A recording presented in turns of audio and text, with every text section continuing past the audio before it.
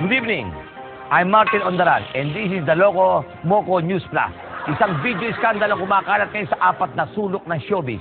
Di umano, ang involved sa skandal ay isang nagngangalang Dr. Haydin at Shatrina habang kumakanta sa loob ng kwarto. Narito po ang kanilang video.